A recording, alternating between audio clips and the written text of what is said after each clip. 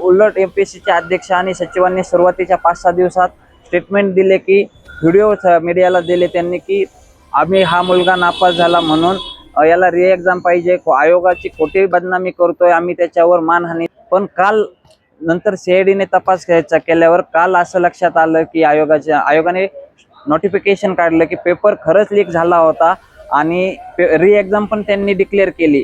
पण आता आमची मागणी की जर तसं असेल तर आता अध्यक्ष आणि सचिवांनी नैतिक जबाबदारी स्वीकारून राजीनामा द्यावा.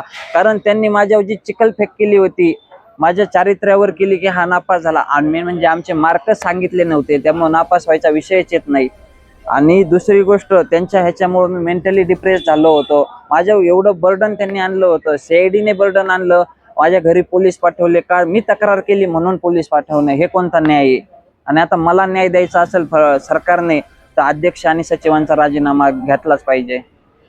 आपल्या पाठीशी पाठराखे म्हणून जे काही या भागातील आमदार रोहित पवार यांनी जे ठिकठिकाणी आता विद्यार्थ्यांच्या पाठीशी उभे राहिलेले, तर आमदार रोहित पवार यांच्या संदर्भ राहुल गांधींचा आहे, मांगाळे आहे, या सर्वच नेते मंडळी विद्यार्थ्यांच्या पाठीवर आहे, कसं पाहता येतं? नक्कीच रोहितजी पवार यांनी तर पहिल्या दिवसापासून आज शेवटपर्यंत आमच्या सोबत राहून नाही, आमच्यापेक्षा एक पाऊल पुढं त्यांनी स्वतः पुढाकार घेऊन केलं. आणि अजून ते आता आयोगाच्या अध्यक्ष आणि सचिवांचं त्यांना सांगितलं की त्यांनी अशी चिखलफेक केली, त्यांचा राजीनामा पाहिजे. हो म्हणले, आपण 1 तारखेपर्यंत जर नाही त्यांनी राजीनामा मागितला तर आपण त्यांचा नक्कीच राजीनामा घ्यायला तिथं ठिय्या आंदोलन करू.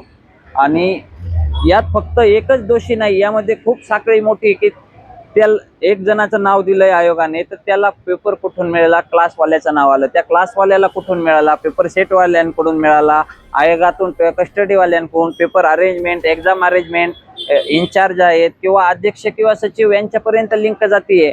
तर मग ही तपासावा, त्यांचे CDR, mobile location, call recording, सगळं व्हॉट्सअप डाटा सगळा काढण्यात यावा. आमची ही फडणवीस सरकारकडे मागणी आहे. आता आपलं नाव?